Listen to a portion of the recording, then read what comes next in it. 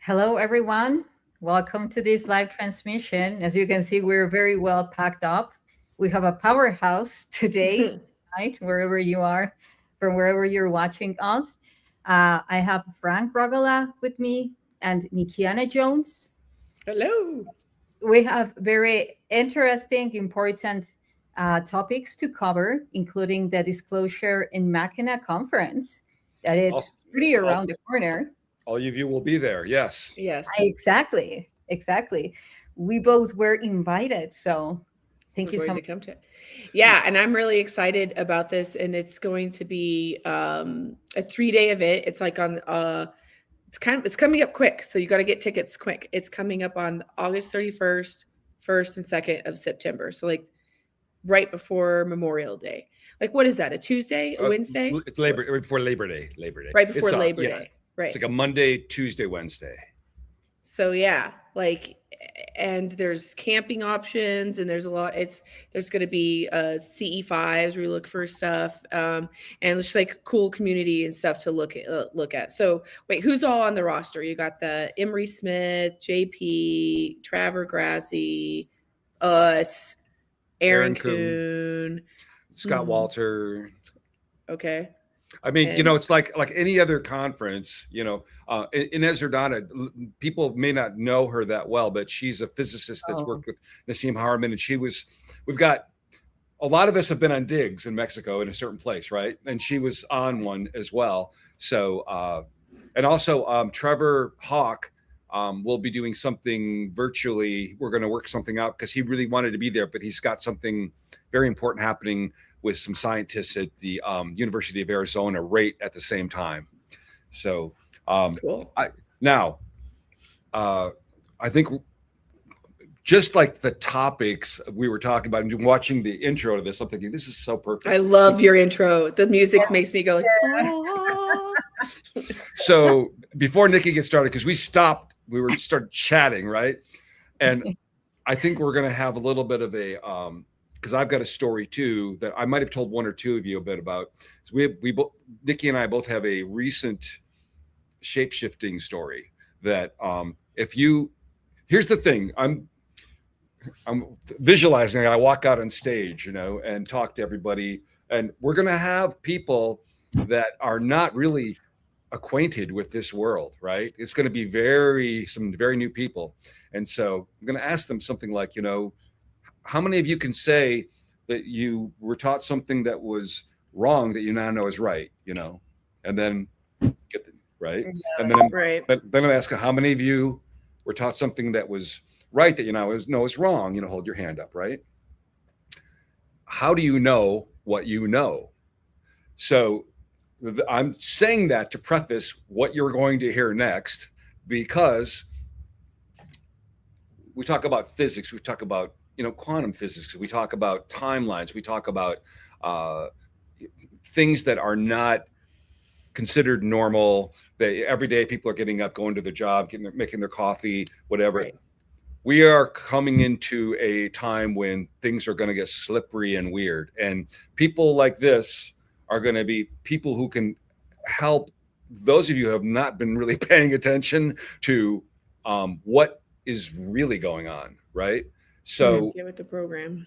Yeah. so one thing that that Nikki brings is, like, she's had some experiences that I'm really interested in getting her and JP to sit down to talk about some of these other realms that exist among us, you know, because we're so used to just trusting our senses, you know, like first chapter of my book, you know, or trusting our senses, and how, which his book's amazing, guys. He just came out with it. It's called Cracking the Reality, or Crack. How do you say it? What is it? It's really long. Saving Civilization, Cracking Open Reality Beyond the Mainstream Veil. I couldn't pick one, so sorry. I'm through the first 200 pages right now, and it's like, I'm like, I can't believe I know this guy. This is amazing. It's like such a good book, Frank. And you guys, I'll do another interview with him just about the book, but go do yourself a favor in life and buy it right now, because it's like amazeballs. It's a really, really good book. It's like the best book I've read in a while. Like, I actually want to finish reading it instead of like, ugh, I got to get back to that one. You know, it's so good. I love it. And if you get one, you can get your copy signed by the author, Frank, at Disclosure in Mackinaw, which will make it even more special, because then you have the opportunity to put in practice all the information that he has been delivering in such a genius way. Yeah. One thing with the book that I want to get, and I'm so happy that, you know, people in our world are like, you're getting something out of me, because I originally intended it for all the people who kind of know something's going on, but they don't quite know, you know, what it is, and they just got to get their bill paid, and they got to go get their gas in their car, and they're busy, right? And so I tried to make it all things that they can look up, not just, I mean, there's a few things in there where I go, I'll say, look, this is what I think, and I don't have any basis for this, but I'm just telling you from what I've seen. But it's all things they can look up themselves and go, oh, well, that's true. Oh, what? You know, I mean, the Monopoly man had a monocle, you know, or he didn't have a monocle, or, you know. The Mandela effects.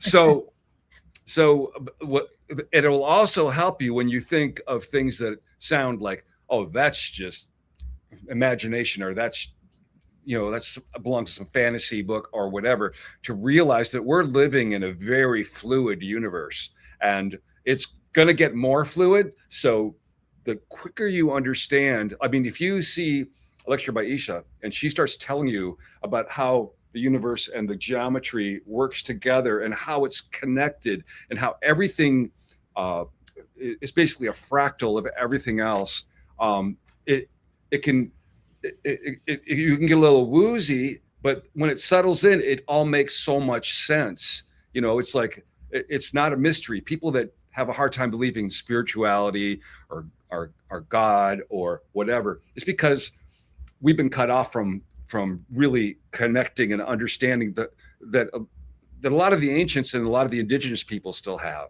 So with that, I wanted to segue, just because it's fresh. So forgive me, YssaH, I'm going to go right to Nikki. I know this is your show, but I'm like, she started with the story right before we started. Okay, I stopped her. All right, guys, full disclosure. I was like, not even going to talk about this publicly, but I just was like, talking to my friends, because I'm like, I need some advice about this weird thing that just happened to me. Okay, so, but fine. You can hear, this is how my world is, right? Okay. So I'm a flight attendant. A month ago, I was on a flight, and I have never seen a shapeshifter before, because I've heard of them, and I've had people one-on-one tell me about shapeshifters, all this stuff. And I was like, cool, like neither here nor there about it, right? So it's a very late flight. We're super delayed. We're getting in at like 1 a.m. I can't even remember where we were going. I think it was, maybe we're like Tennessee, somewhere in Tennessee to Denver, maybe. I am like I'm picking up trash in the middle of the night, and this girl on the end of the aisle looks at me, and she's got short dark hair, and she throws away the trash, and she says, thank you. And I like double take, like look at her because in my brain I was like, oh, that looks like that chick who like got her hands burned and then was like a scientist got killed or killed herself or has a mysterious death, like one of those missing scientist stories they're talking about. And I couldn't remember her name. And so I kind of started looking at her, and she freaked out that I was recognizing her, and she shapeshifted in front of my eyes into like a blonde chick with a top bun on her top of her head. And I was like, oh my God. Okay, cool. Like, so, I get back and I'm like, and I'm going through the gamut of, did I actually see a chick just shapeshift in front of me? Did I have a weird psychic vision? Like, did I like what? I mean, because it looked like, from my perception, it looked like this chick changed into another chick in front of me. But that's not even the interesting thing. The interesting thing is Amy Eskridge. I went and looked up the girl who had the things burned or whatever. And Amy Eskridge is the one who came up. And she's a scientist who was like some really gifted, like free energy researcher who was working for, I don't know, some in Huntsville, Alabama. And then I still, like, this is how dense sometimes I can be. I still didn't even look into her like stuff, right?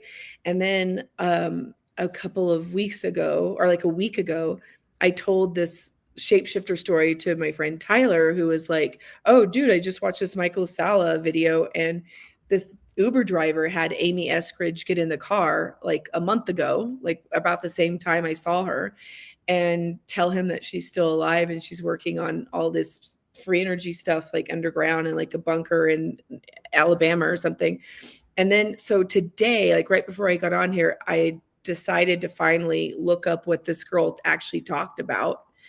And so yeah, she's talking about how like there's this actually, okay, her this is Amy Eskridge's thing that she said before she passed away, was she was saying that, like, guys, we are in a timeline war, and what's happening is that there is a catastrophe that's going to happen around 2029, and like 90% of the world's going to die, and the billionaires are building bunkers right now to like protect themselves from it, and the other people who they're like 2 to 10% that are going to survive end up in the future having like there's like a timeline war between those that went into the bunkers and those that survived Mad Max style naturally. And then they're like the ones coming back and messing with our timeline war. So like, I don't know if it's true or not, but like I have had other visions and visitations about something very similar before. So this is the first. So I'm a little bit freaking out because I just didn't realize that they were connected anyway until about 10 minutes ago before we went live. So that's why I was like, guys. Well, I have so much to say about that. 2029, they say, like even Greg Braden talks about this, that there will be this Apophis body, celestial body, that is going to come close to the Earth. And then it's going to block like all satellite communication, all form of technologies. And perhaps that's one of the things that they're tapping into, like perhaps even collapsing with the Earth. So far, the predictions have said that it won't hit the Earth, yet it will go close enough to actually like mess with all the technology on Earth. And about the bunkers and so forth, I had a vision like a few months ago. I even shared this with JP. So I was in this landscape, beautiful landscape with mountains and so forth. And then I was with someone, and I felt the urge to leave that space and go to the next scenario. So then I did. And where I was led to were these hot springs. And there was people, like in the hot springs, taking a dive, having a dive and so forth. So then I went into this crystalline, like this turquoise crystalline waters, dived in and went to the other side of the hot springs. Like, let's say there was a cave, and then like a cenote, kind of a cenote. Right. Mm-hmm. So I dived and went into the other part that was inside the cave. And then these ant beings came to me and telepathically told me, we were waiting for you. So then they started giving me other type of messages. And before we left, because they were already telling me that we needed to go to another place, I just looked back at me and everything was black. like pitch black, no people, no humans anymore, everything black. And then they took me to an ark in Portugal. And in that ark, there were these Nordics, and they had all these type of technologies that, of course, they were giving me messages about some technologies that we need to bring for when the time comes. Not new, they were used by the ancient ones, but it's actually to, some of them involve using water mirrors, like diving, like digging holes. And of course, this was another substance. This was not water, but it was like pitch black again, so that we start like forecasting the stars, the events as they used to, like creating that predictability. Like obsidian mirrors kind of thing. Kind of, but with water, and but they use the obsidian pretty much with water actually to have premonitions as oracle tech. So for me, the message that I have been getting with the ant beings is that the upcoming years, it's important to come together, start creating these communities. I've told you this, Nikki, and even I think that to you as well, Frank, to build these communities with a very specific infrastructure that just in the case of a rainy day, that has like the underground shafts, that has, of course, also the other type of structures. Yet even something crazy that I saw in Sedona, now that we were there, and I think that it's not only in Sedona, it's happening in many places, because I have heard that there are a lot of ants coming to the surface, but in a very weird way, that they are creating holes one after the other, like 1,000 of them. I went to this farm that some friends have in Cornville, which is like 45 minutes away from Sedona. And like crazy, the amount of ant holes that there were in the land active. So that means also that for every ant hole, there needs to be one ant queen. So whether there are like a lot of ant queens, like reproducing themselves, and also that they are coming out to give us a message that something is happening underground, and also to exchange codes, to make them seen. So, yeah. Okay, so about a week ago now, and I don't know whether I've told either of you about this, because I think I haven't really been in touch, but this woman called the office about the conference, and she had some dietary restrictions that were like, there's just no way I can do vegan and or vegetarian, and I can do like gluten free, but it like gets complicated if you've got to get substance. Anyways, right. Let me call her. She's probably. Oh, Frank. She didn't really. Oh, you cut out just a little bit. Okay, she didn't really want to. She didn't really want to talk about the dietary thing. She wanted to talk to me. I'm like, well, you could have just asked, because they would have put you in touch. But she ends up driving 3 hours to come and see me. And she just asked, I said, well, if you don't mind following me, because I have a lot of stuff going on, it's fine. Because I don't want to say no. I could tell she had something, right? So she spent 3 or 4 hours with me. I showed her a few things, right? And gave her a little tour. I showed her where the conference was going to be.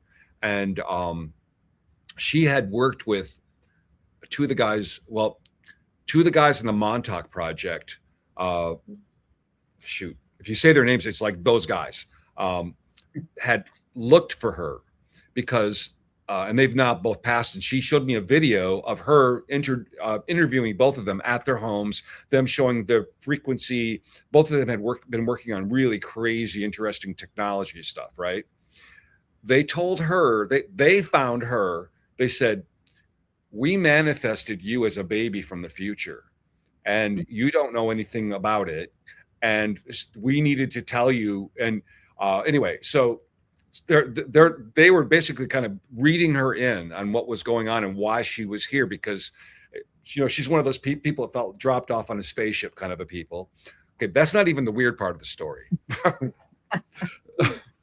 So she's then becomes friends, and she's writing books about, the experiments and Montauk and all the stuff, right? I mean, okay, there's probably a lot of people that don't know a lot what I'm talking about. It was basically coming out now. It was rumored for a long time, but now the papers have come out. They actually were doing these projects that involved Again. I know. Just when he's going to hit Yeah, just the highlight. Frank, you're frozen. There we are. Can you hear me? Okay, yeah, Okay. You froze for like, I don't know, 30 seconds. Okay, Yeah. Just at the juicy part, Montauk. Yeah, the fiber line for my house is falling down in the backyard, and I've called everybody, so it's probably something to do with that. Either that or the same guys that were messing with me and JP the other day are back. Well, Anyway. it's a big event, Frank, so don't be surprised that there will be all type of energies trying to approach to you.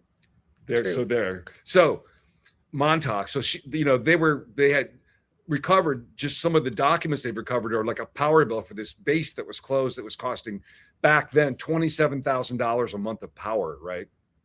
Anyway, so she's writing books about it, doing conferences and things. And this guy comes, and he's very chatty, and he buys all her books, and he, keeps in contact and reads them all and starts a relationship. And he's a finance guy. He has to go to New York every once in a while for a couple of days. And she said he would come back, and he would just be like, she goes, it would be like they made a clone, but it wasn't quite right, but it was almost all the same. She said, but it didn't throw me off that much, right?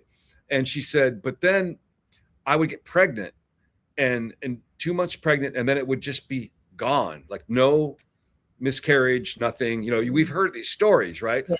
Now here's a woman sitting across from me, looking me in the eye, telling me this, right? It happened twice. She goes, then she asked me this question. She goes, now is it normal? Like, he goes away for a weekend, comes back, and and she was real embarrassed. I'm like, listen, I majored in human sexuality. I'm practically 70. I grew up in the 70s. I'm not even going to blush. I don't care what you have to say.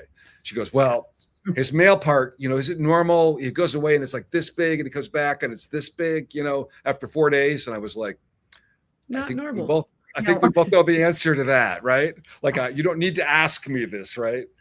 So she said, well, we are getting into making love. And she said, all of a sudden, it's like I'm with an Italian gigolo. He like knows every spot, and he's just like working me like a violin, right? And she said she's in the throes of and she says, and he feels like way bigger than he's ever been, right? And she's like in the throes of ecstasy. Opens her eyes, and it's not a human on top of her, right? Oh, yeah. Immediately, that adrenaline, she throws him off. Well, apparently, whatever his male part had a hook, and it ripped her open. And so she's screaming, right? And he just looks at her and goes, sleep. And she said she went unconscious, woke up. It was like 5 hours later, blood everywhere. She had to go to the emergency room. Everything that he had, because he had been in her house for years, was gone, and he vanished, right? Wow. And she hadn't told anybody this. Like, she's sitting across from me, and I'm seeing like in her face,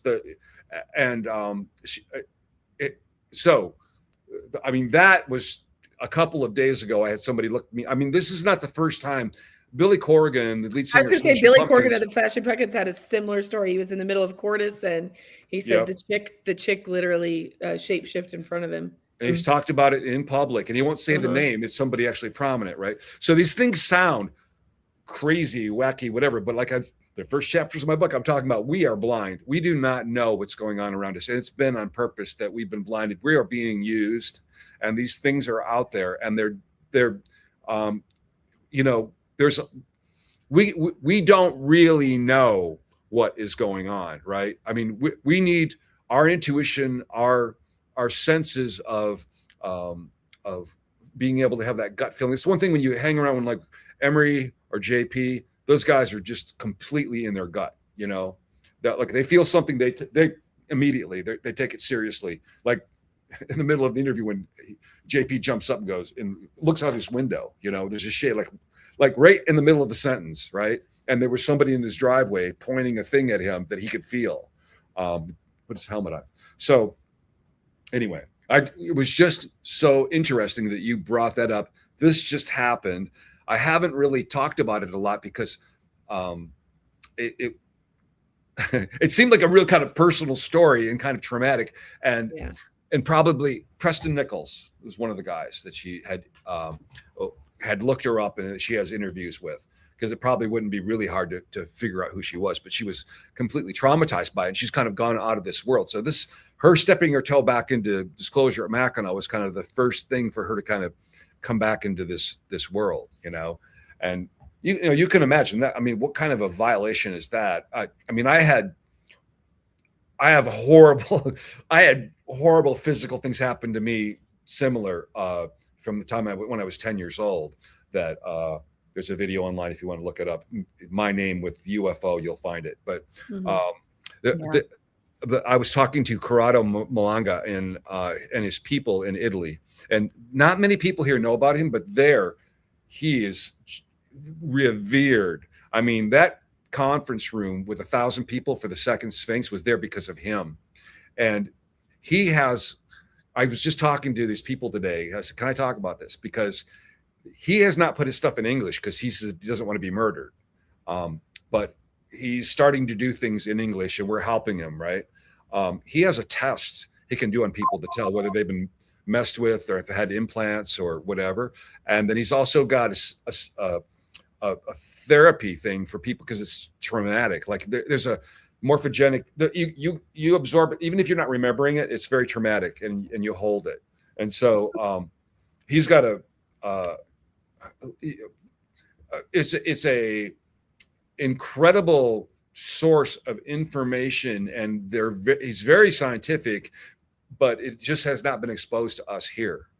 So anyway, it is so weird, the amount of science or the things that are hidden from us all, or that never make it to the light of day, and that's been happening for a really long time.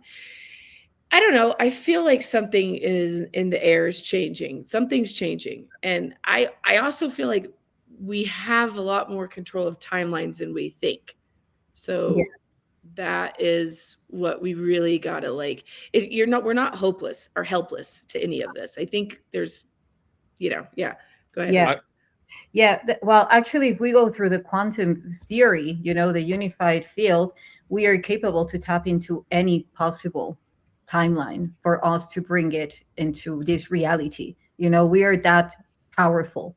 We can just come together, critical mass, focus on the timeline, the highest timeline that we choose to embody as a collective, and bring it online.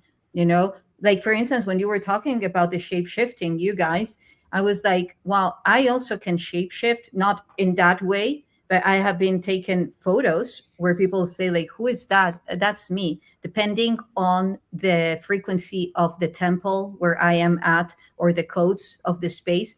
And it's not just me. We all have that capability, because as we see the mimetism in other animals, we're capable. We have those genes. We just need to activate them. So for me, let's say one of the reasons why we are becoming aware of that is because it's time for us to activate it within us, perhaps not for nefarious purposes, of course, yet to actually start tapping more into our multidimensional body. And this is very much what I will also be talking about in Mackinaw, by the way, because for me, yes, this reality could be scary, yet now that you mentioned this, Nikki, we're capable to bring in the reality that we choose to. That is our choice. That is our sovereignty. It depends on our will, and for me, a critical thing is just to implement those technologies that we see without, activate them within,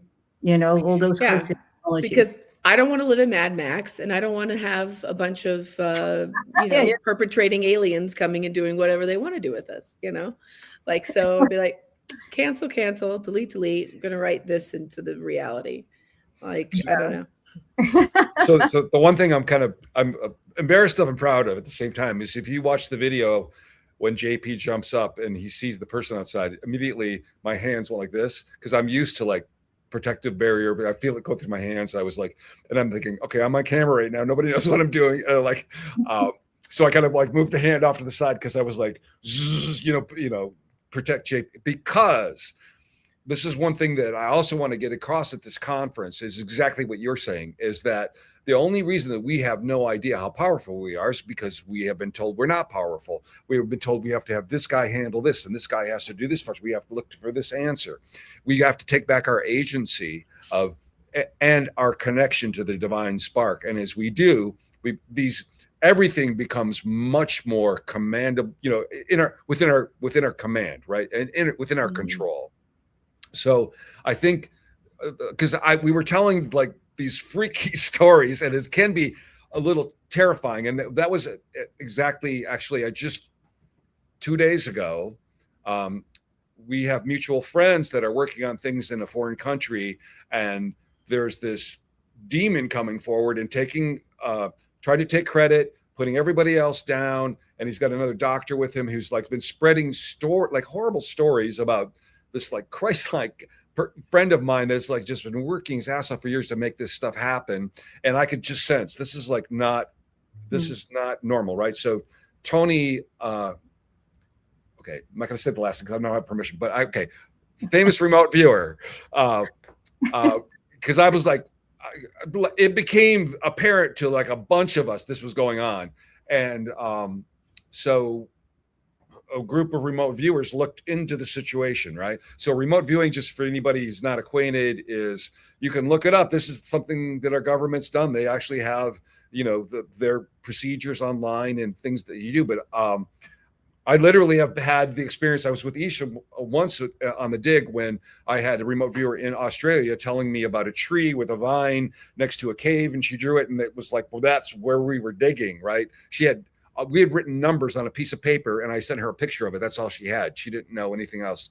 I was in the middle of the desert, and she was in Australia, and she said, well, I want to help you. And I see this big square cube, it's like a big cube square. And I didn't realize at the time I was crawling under a rock that was a big cube square till I had pulled an artifact out, right?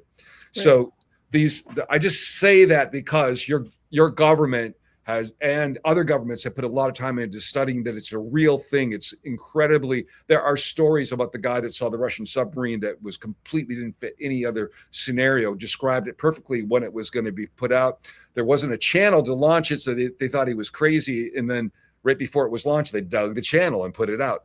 So this remote viewer remote viewed this demon and went, oh, yeah, totally cabal all the way, has staff, has money, blah, blah, blah. Because I was like, okay, what do I do? Do I make a coloring book? Mr. Rogers video, how do I handle a demon here?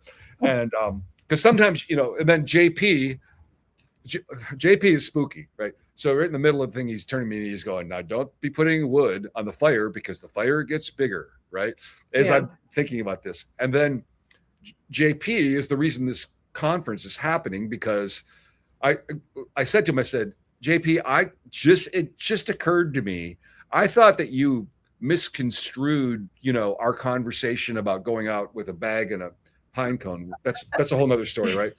I said, now I know you saw it, and he goes, yeah. And he starts describing the whole scene. You got a bunch of people, we're in a field, there's a big sky, I have a bag, and there's a pine cone, and then ships are coming down, and I'm like, exactly. Yeah. So because when you were talking about a vision, it's like I'm always wanting to ground these things because I know you guys and I've seen things, right? But I also deal with like 1,000 muggles a day, right? And so I'm always looking for the way in to get through and help them open their eyes and see, because every time we get a crack through the of light through to somebody that's been just kind of embedded in this matrix of lies and deception, it's helping to for all of us to manifest a field that we have better control over, that we can make it into something that's good for us rather than having us be controlled, right? Yeah, that's true. Yeah. So, you guys were talking about the timelines, and now you were also talking about consciousness transference. That's how I call it, you know. I would also love to hear your input on that in a bit, Nikki. But I just want to say that I was listening the other day, and for me, it was like such a confirmation, not needed yet. You know, it's always nice when you see that people is tapping into the same informational field. So for instance, this the transference of consciousness has even been used by monarchs. You know, like when one monarch passes away, you know, the body Mm-hmm. do very specific ceremonies where they transfer their consciousness to the one that is coming. Some people attribute it to these huge rituals involving, you know, like all type of things. Yet at some point, some people even have tapped into AI, like advanced forms of AI, because again, we know that the ones behind monarchy, not all of them, of course, but some of them have pretty much contact, or they are the same come from very specific galactic groups that have access to that level of technology that you can place in, like what Elon Musk wants to do. You know, they were doing it way before. Like So transferring your consciousness to by a machine. exactly. So you're uploading all the consciousnesses of all the other monarchs, and then you have someone that is barely anymore the imprint of who that person was. You know, it's like the full communion of all these beings, which is very interesting when you say how it is reverse engineering our multidimensional body, because how many dialogues we're having or are taking place in our own mind, you know, like different versions of you, Nikki, or different versions of you, Frank, different fractals all the time. Da, da, da, da, da, da. But it's not the same being, same source, than being other beings that have different purposes of all type. So what do you think about that, Nikki? You know, like how I mean, like well, first of all, I actually think AI has existed before now. This is not AI is not new. I don't believe it's new at all. And then I mean, and my main thing I focus on is, ancient archaeology, and it's not like what they're telling us it is. I mean, timelines and the way that they say this begat this, this begat this, it's just not true. And there's so much stuff that doesn't fit, doesn't make sense. And I think like with consciousness, I feel like when they talk about how like all time is now and everything's happening right now, and it's just kind of like you have to like learn how to like roll into the timeline that you want to be in. I mean, I think we can do it. We just have to actually stop pretending we don't remember how to do it. And we actually have to like just take our own agency and just do it. And I'm even one like saying that and not even sometimes knowing how do I like, I was talking to Arcturus Raw yesterday, and he was like, your eyes aren't just receivers, they're also projectors. He's like, if you look at the way that they're actually like the cone, the funnel, the way it's actually, we're actually projecting our desired reality out as well as receiving light codes. So if you really start feeling into the fact that we have instrumentation that does look like the way a projector looks, that's like there's something going on with that. But I mean, also in terms of just continuation of consciousness, I think like something that always sticks with me is like I've seen myself when I was a little kid. I saw myself as like this age now, and I was in the fifth grade, and I was on the playground, and I just had this like my one friend didn't come to school that day, so I was having to swing by myself or something. And then I remember I felt this like compulsion to go. I looked over and the fence line, there was this lady standing there, and I was like, oh, and I had this compulsion to go over there. So I walked over there, and then I looked at her, and then I was like, oh, you're me. And she was like, yeah. And then she said to me, you just had to see me. That's all that was necessary. And I said, oh, okay, old Nikki. And then the bell rang for me to go inside. And I was like, oh, I got to go. And she's like, okay, that's fine.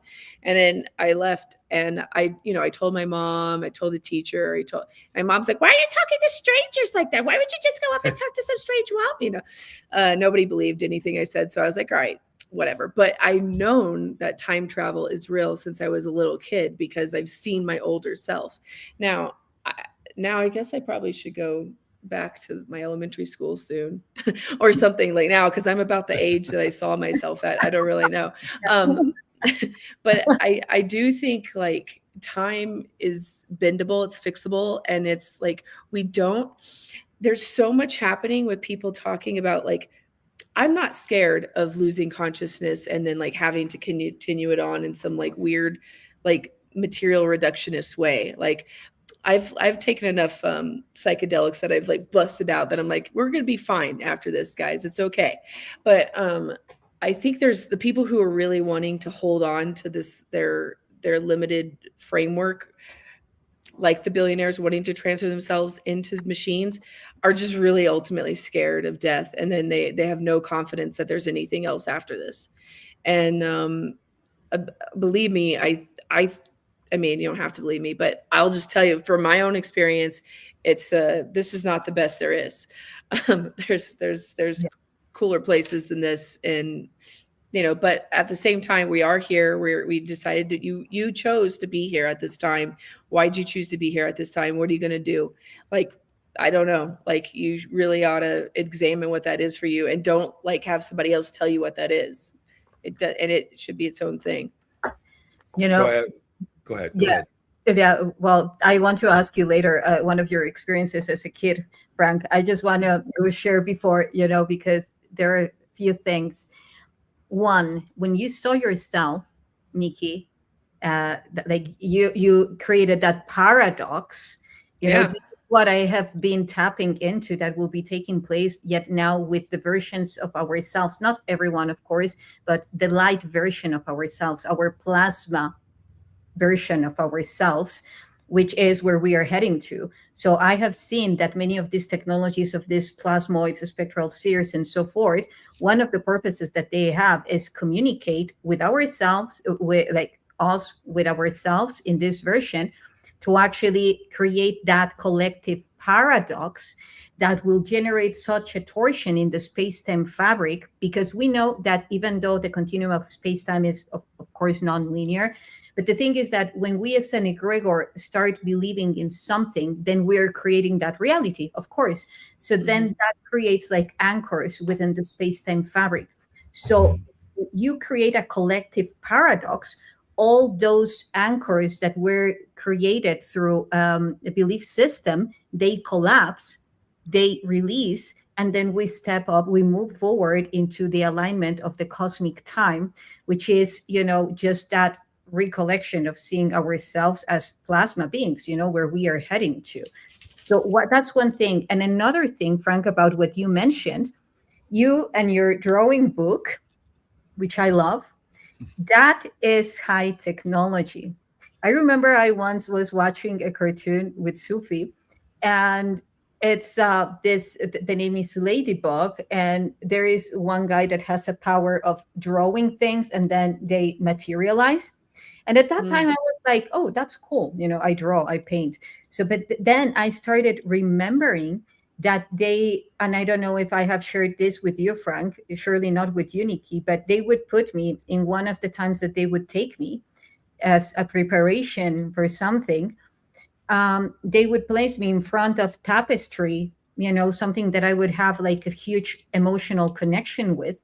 And until I made it move, bring it as a hologram, make each particle of each gradient of light spin so fast that then it would raise its frequency, restore its holographic nature, and then being capable to move as a movie, So I am pretty sure that you're doing something like that, Frank. Just wanted to bring that to the table. You just pulled off the layer of how it all works. So you tend to do that. You tend to like even tell us things that haven't, no one's invented in this timeline yet, and explain it from a complete constructionist level. But so okay, AI. Like this is not a spoiler but this is in my book, but it ties to this. So neurons from your brain are just like wires. They just go from this to this. They don't have processing power, right?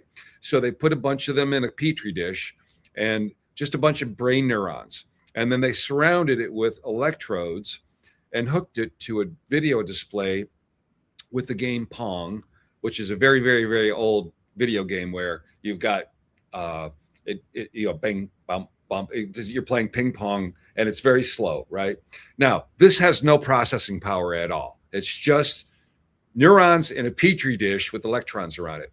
And you can look on the internet and you can see neurons somehow learn to play Pong better than I play it, right? And and as you're watching it, so I had written all about this in the book because it has other, it ties into how there's a doctor who was studying people that had transplants. And the one thing that I wanted to be very meticulous about this, but I could not get any records on the little girl because she was a minor. But he had hundreds of other stories, but just this particular one of the little girl I wanted because she had gotten a heart transplant from a girl who had been murdered. And then she was able to remember enough details of the murder, they convicted the murderer, right? Right. So just as I was going to press on the book, I had to stop because the same guys that did the neuron dish that did Pong were able to make it play the game Doom, right? Now, Doom is a game that isn't just like ping, ping, ping. It's like you're going down a hallway, something pops out, you got your first person shooter. It's like the level of complexity is so incredible that I don't have a metaphor for this because I like to have a metaphor how crazy this is to go from Pong to Doom with just neurons in a jar. So what I'm tying this together with is like AI, right? You got circuits, you got things thinking, you got stuff going. Now this is organic, this is wet where it's neurons in a jar, but they're picking up from a field.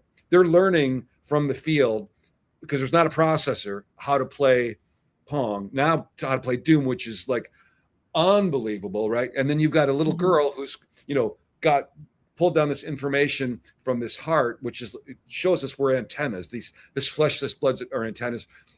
In the book, it gets into, I tie this to mummification and DNA and blah, blah, blah. But as far as like this conversation goes, how hard is it to imagine that you've got these circuits that are making decisions, thinking, going back and forth, blah, blah, blah, blah, that they don't become conscious, and maybe not in the same way that we understand it. So, I mean, I'm not saying that it's the first time ever anyway, too. I'm just saying if consciousness can be tapped into in that way, there's so many, I mean, you get into like what Nassim Haramein talks about, how just the entire universe is just filled with these clouds of plasma that we know are intelligently interacting. They're billions of years old, and they're doing things, right? And and we're talking about now shape-shifting beings. Let's say they're maybe it's a mask that they could pull over our the way we perceive, right? Or maybe it's something physiological that's actually happening with the matter and the physics of the body. But either way, consciousness is like the native indigenous people have always talked about. Everything is holy. Everything is it's part of the Great Spirit, right? Which is their way of saying the same thing. So we're just kind of slow to the party of understanding this, as far as mainstream. And I mean, I think I talked to you about this when I saw you, YssaH, but I have a memory of, and I don't know if memory is necessarily always in the past. It could be in the future. I don't really know. But there is a time space where I have visited multiple times, whether in dream time and or in just my download, knowingness that has come to me. But I've definitely seen a time where we physically are able to get our body of light within so every single, we are like these light bulbs that can turn themselves on, but we just aren't collectively doing it. And it's almost like we have some limitation beliefs that are blocking us from it right now. But I mean, from what I understand and what I remember about it, it's like there's like from your heart to your crown, there's one pyramid, and then from your heart to your root, there's another pyramid. You have to rotate them. It's different per person.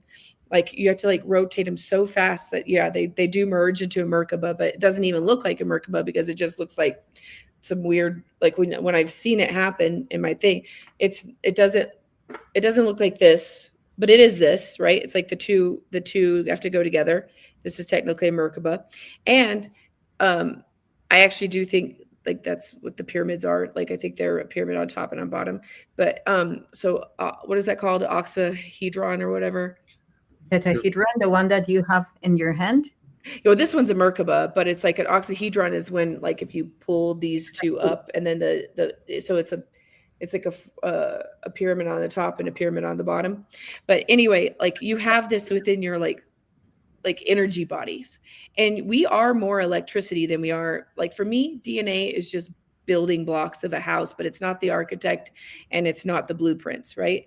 Like that all comes through something else that's going on. And if you really want to like activate like more, you have to figure out how to like spin this shit so fast, and like it's going to go, I just know they go in opposite directions. Like one, like you may go right on your upper one and left on your bottom one, or vice versa, or whatever. And you have to get so comfortable of doing that we just turn on like light bulbs, and then we're able to like travel like instant speeds and all kinds of stuff. Like I don't know if that's just like a crazy dream that I sometimes like wish is true. It's like a wish, or if it's, I bet it feels like the quality of a memory.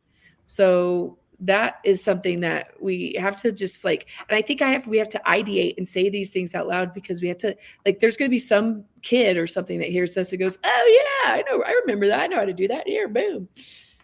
Yeah. I couldn't agree more, Nikki. And again, like I will be talking, like going deep into this at the disclosure in Mackinaw. Frank has seen part because I'm coming up with more and more information.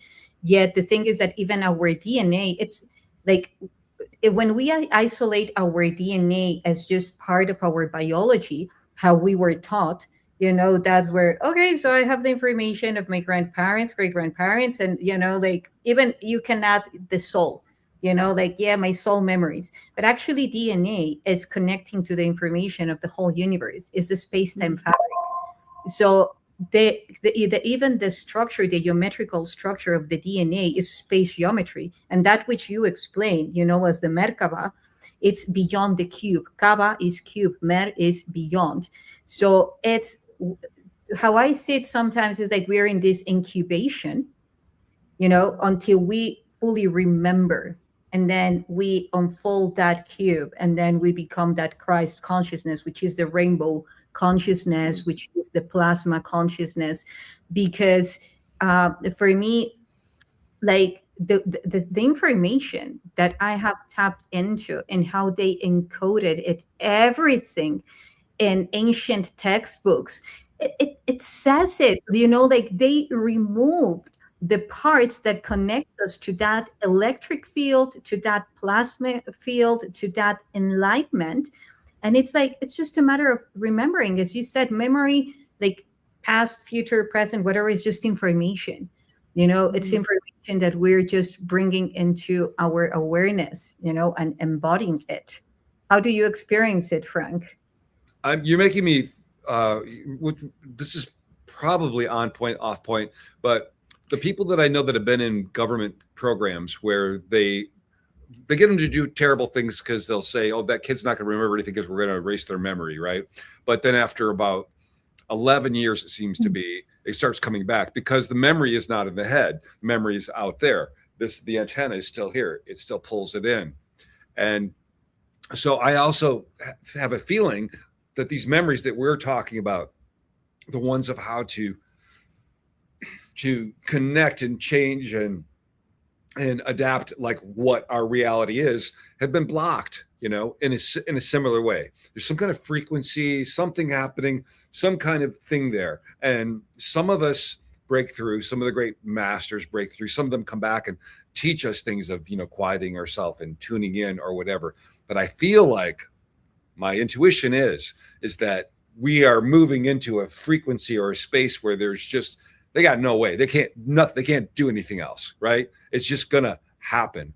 And I think that's the importance of what we're doing here, like this conference is doing, is that we are all alive at an incredible time, and the changes that are going to happen are going to be very hard for a lot of people that have been, they're good people. They're doing what they're told. They've been indoctrinated. The programming is professional. It's relentless. It's intravenous. It's like electronically supported, and it's culturally supported, and and there's penalties for it. And this part of like that's part of what really came together for me for that book. I was like, what is going on? None of this makes sense to me, because everything for me has to be a story. It has to make sense until I look at it as a control system. Okay, who's using us? What's the purpose? How do we, so basically what I say is, I'm going to show you the cage and leave the door open. Okay. So you guys can leave if you want to. Yeah. And, because otherwise it's so easy to stay blinded and to ignore all this evidence. Not you guys. You guys are like walking right out of the matrix all the time. It's just like it's crashing around you. But it's our field that we need to get enough of a number where our field gets strong enough where we can kind of like start surfing this thing and moving the wave where we want it to go.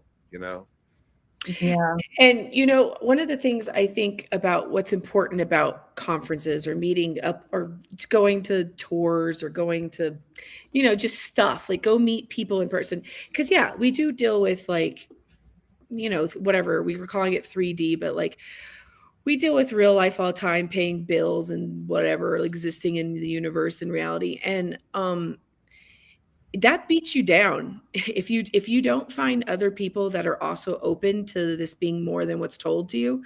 It gets to you a little bit. So it's like, it's nice to create a community of just somebody else who, I don't know, like, and we're all at different levels. Like some people are like, I don't think we've been to the moon. I don't even know what I think the moon is. Like, I don't know what's going on at the moon. But some people are like, no, we have bases on the moon. We have somebody. I don't know. I don't really care. But at least we're questioning the narrative about the moon. Like you're gonna meet people who have such different perspectives within this thing.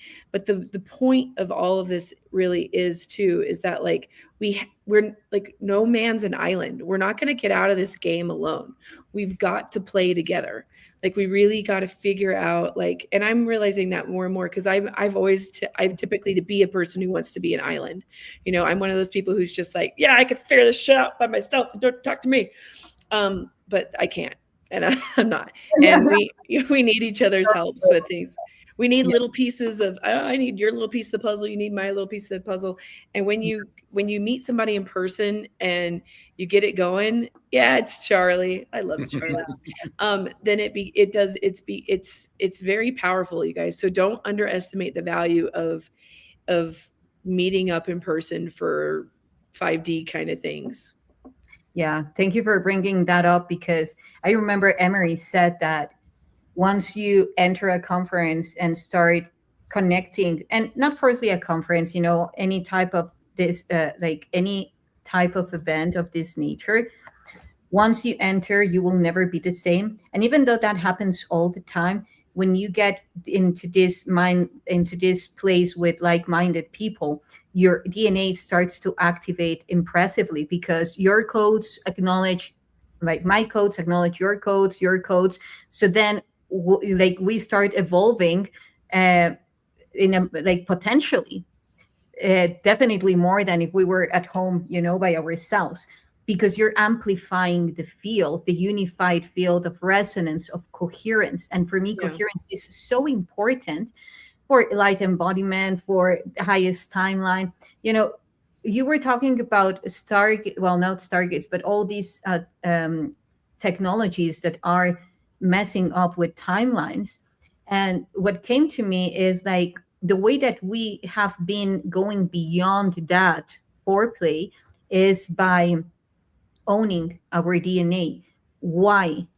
Because for me, our DNA again is entangled to the space-time fabric. So if we own our own timelines represented in each sequence of the DNA, then as much as they want to mess up, it won't happen because they are anchored information. We're grounding it, we're embodying it. And this is also something very distorted from the new age, is like, don't ground, it's like, don't tap into this reality, it sucks. Because that's actually how they hijack our vessel, how they can hijack our energy more, because we are not owning it. Yeah. So owning our body, our DNA, it's one of the reasons why we're going beyond those manipulations, that those time manipulations, because again, time is memory. It's put in other ways, like the way that the cycles of those memories are put together. The space, let's say the space memory network is the one that is anchoring actually all those timelines. So then again, the more that we remember, it's also the way that we become immune to those timeline shifts. And even though there is something that I have been tapping into for a while now, that Atlantis, what happened, the last cataclysm, younger Dryas, and so forth, for me, they were messing up with the timelines as well. Yeah.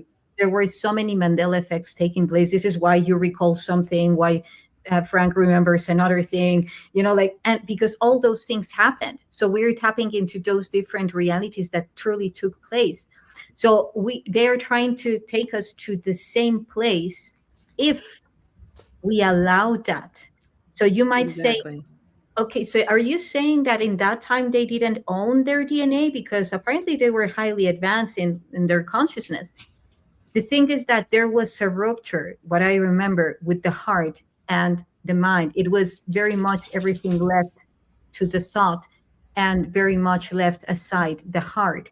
So I also know that if you want to tap into the purest memories, into the primordial field, tap into the memories of the neurons in your heart, you know, in all your three brains, also the gut brain, as Frank was also mentioning, the importance of the gut brain, very much connected to the intuition as well, to your three brains. Yet the heart ones, I feel that they they remained pure, and because they cannot be hijacked, because the heart is the power source that not only keeps your vessel, your physical vessel, alive or not, it's actually the capability of transmitting purely the primordial field or source, you know, due to its own nature. So, yeah. Well, one of my friends, Anne Ishita, she has I think you know her, Isha, but she has a channel, and she always says it's called Skin Suit Manual, and she says if you aren't programming your reality, somebody else is going to program it for you. And and that's like her like theme that she says all the time. She's just like, you better program your own reality, or somebody else will do it. And I do feel like with memory, I do feel like our memory has been hijacked. Okay, cool. But instead of playing victim, you can force your own, like, stop saying I don't remember my dreams. Stop saying I don't remember what happened before this lifetime. Stop. Even if you don't like remember it, like, you sit with it and you feel into it until you do remember it. And you don't give the power of words into I don't remember. Like, stop saying I don't remember. That's not good for us. Like, you have to like yeah, I do think that we're in some like sort of amnesia, like Alzheimer's realm of like, yeah, what up? But still, like, let's you're not going to clear it by going into that. We have to like really, we have to start like trying to have our will be stronger than the forgetting. Yeah. So you're making me think of several things here. Yeah. So I think that part of I'm getting back to, like, yes, we need to take back our agency. We need to take back our power. But I also want to acknowledge that we are, there's some bullshit going on, right? And like when I look at the artifacts that I've got I've seen quite a few myself. I've got some, a lot of them, are split down the middle. They show like a hybrid kind of thing. Like this mouth is different than this mouth. This eye is different than this eye. This skin might be look like it's scales, this is whatever. And a lot of them have actually. Does this one have? You show them in at the conference, right? You will have your amazing museum. Oh, yeah. Is that so? Yeah. So we're gonna have there's gonna be about 1/3 here, 1/3 on its way, 1/3 we're praying to get across the border. But I'm seeing DNA, double-strand DNA, all over these artifacts. Dating like what Trevor Hawk has come forward with looks like a 4th way to date these. So there's a problem with every kind of dating method. Carbon dating can be contaminated. Yeah. Ceramic magnetic, if you get a magnet near, you can mess it up. Thermoluminescence, if you don't do it in perfectly a light-proof environment, blah, blah. But when you get all, 2 or 3 or 4 of these methods lining up with the same dates, and you're telling us these are pre-cataclysmic, these are way before where we're told civilization is, and they have double-strand DNA on them. There's been some bullshit going on with DNA before we got here. I mean, before we became like the civilization we're talking about now. And I think that that was probably part of Marco Vagato, who's, bless the man, he's brilliant. But like, he's very academic, and he won't really, I can't really talk too much about these artifacts with him. He just won't have it, but he will go there for Atlantis and stages of Atlantis and the way that they broke down into several factions. And one was a dark one that did experiments combining animals with humans for sexual reasons and really dark ceremonies and evoking things and all this stuff. And which is like, whoa, right? From somebody who's a really straight academic showing me these things that he's found about that. So when we have this cataclysm and a huge fracture and a loss of information, and then we're recovering these artifacts that are made out of the only possible substance that could survive this long without degrading. And it's also a crystal. It's crystalline. I've just like in the last week, it dawned on me, and I got a hold of him. I'm like, wait, this has got sand, which is quartz, and then I looked it up on the machine, and I'm like, okay, if I'm processing this in a certain way, can I tune my crystal, right? And yes, this is like, these are a technology, and so we've got evidence. We've lost a lot of it, but we have, okay, talking about how it's all out there yet, right? The language is on here that's lost. It's very, very old. And YssaH has an idea that it's an algorithm, which could be, but we have a couple of new ways that I'm thinking of, because we don't have a Rosetta Stone of, several languages to help line it up. And in Egypt, I actually witnessed Muhammad Ibrahim discovering the meaning of a hieroglyph that hadn't been known, because if you see it in 2 settings and you look what's around it, you can figure out what it means, right? Well, we don't have that for these, but we have the way these neurons in a dish could pull something out of the air and learn how to play a game Pong. We have a couple of new tools, and one of them is kind of controversial, and I think I could talk about it. But let me talk about the first one first. First one is Vita Austin is making a language. Basically, simplest way to say it is the language of the Akashic records.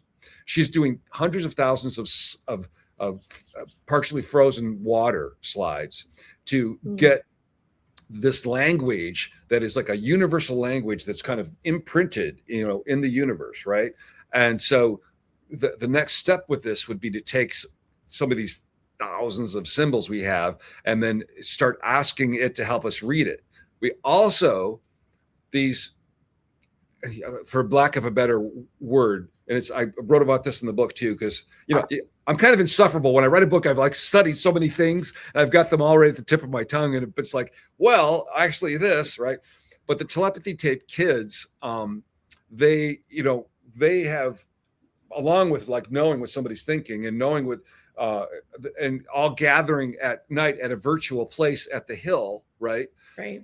They have access to this Akashic records, and some of them are really excited about helping with decoding these stones. Now, it gets super tricky because it's like, oh, are you using them? Are you, it's very tricky because they don't, the system doesn't tend to give them agency for having needs or wants or interests, right? It's like you're trying to get your own thing out of them or whatever, right? So it's tricky, right?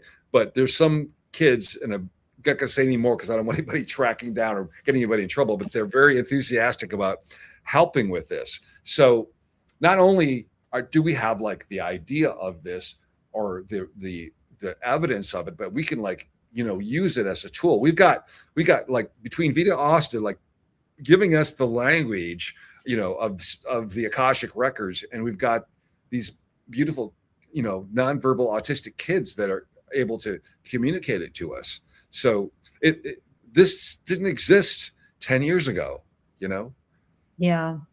Yeah. Well, that's fascinating. I love what you said because about Vera Austin and also the kids. It reminded me that, for instance, people that were born blind, actually how they see reality is through geometries. If you tell them, okay, so you have a person inside, read its field, how would you draw this person? And they will draw it through geometries. And which brings me also, like in Petra and Jordan, in Jordan, when they would depict the first forms of the primordial feminine, they would call her Alati, or Allahi, which is the feminine form of Allah. Mm. They would draw her in geometries because they would say that the primordial forms couldn't be contained in physical matter, that they would expand through geometries as the very same universal language that is geometry itself. Mm-hmm.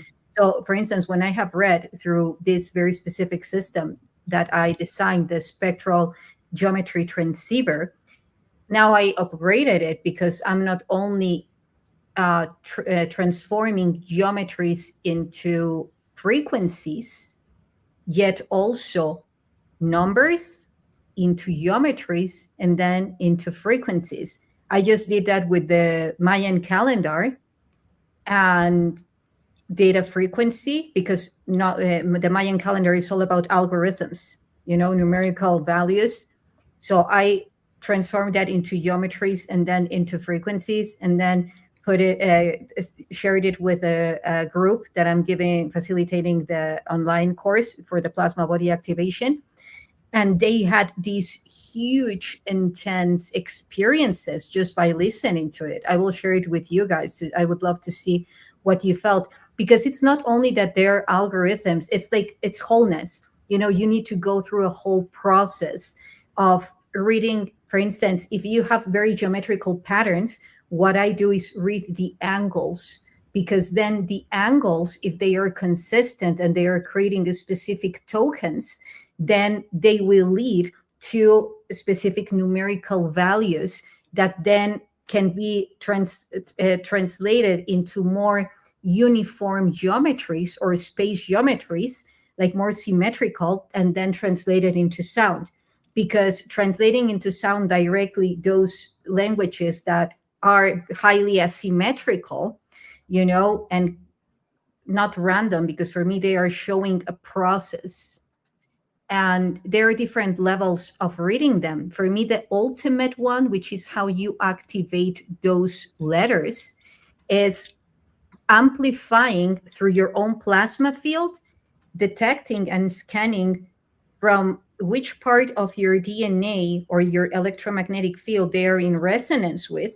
So then creating a high coupling regime that through that quantum entanglement is going to amplify the spin of those very same glyphs and spin them through your genetic code, spin them. So then each symbol becomes a sphere that contains the pattern of life, which our dear friend Nassim talks about, yet sustained through the vector equilibrium. So it's a stabilized structure that it's like the blueprint of something. You are bringing into the holofractal field a story that then comes alive, because it's telling you how to use the spectral spheres, how to encode them, how to do this, how to do that.